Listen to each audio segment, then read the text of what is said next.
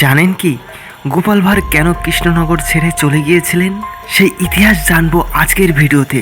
একদিন কৃষ্ণনগরের রাজপ্রাসাদে অদ্ভুত এক ঘটনা ঘটল। রাজা কৃষ্ণচন্দ্রের সভায় গোপাল ভাঁড়ের জনপ্রিয়তা তখন আকাশ ছোঁয়া। প্রজারা যেমন তাকে ভালোবাসত, তেমনি অনেক সভাসদ তার বুদ্ধি ও খ্যাতিকে হিংসা করত। যেমন হিংসা করত মন্ত্রী গোপালকে অপদস্থ করার জন্য গোপনে এক ষড়যন্ত্র করলো। রাজকোষ থেকে একটি মূল্যবান হীরের হার সরিয়ে ফেলে। সে গুজব ছড়িয়ে দিল গোপাল নাকি সেটি চুরি করেছে। পরদিন রাজসভায় তোলপাড় শুরু হলো।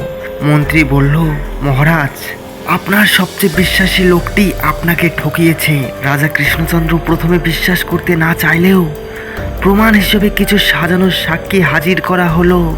পরিস্থিতি এমন দাঁড়ালো যে গোপালের কথা কেউ শুনতে চায় না। গোপাল চুপচাপ দাঁড়িয়ে রইল। রাজা বললেন, গোপাল, তুমি যদি নির্দোষী হও তাহলে নিজেকে প্রমাণ করো। গোপাল শান্ত কণ্ঠে উত্তর দিল, মহারাজ, যখন সত্যের চেয়ে মিথ্যার আওয়াজ বড় হয়ে যায় তখন নির্দোষের কথাও কেউ শোনে না। সেই রাতেই গোপাল সিদ্ধান্ত নিল কৃষ্ণনগর ছেড়ে সে চলে যাবে। ভোরবেলা সে স্ত্রী ও সন্তানদের নিয়ে অজানা পথে রওনা দিল। খবরটি ছড়িয়ে পড়তেই কৃষ্ণনগরের মানুষ কাঁদতে শুরু করলো।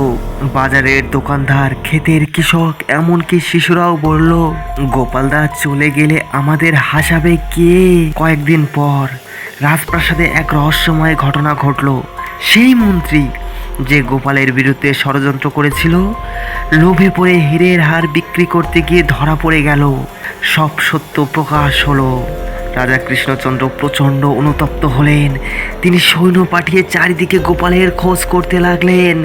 বহুদিন পর এক দূর গ্রামের নদীর ধারে একটি ছোট্ট কুঠির ঘরে গোপালকে পাওয়া গেল। রাজা নিজে সেখানে গেলেন। রাজা চোখের জল নিয়ে বললেন, গোপাল, আমি ভুল করেছি, তুমি আমাকে ক্ষমা করো। কৃষ্ণনগর তোমাকে ছাড়া যেন প্রাণহীন হয়ে গেছে।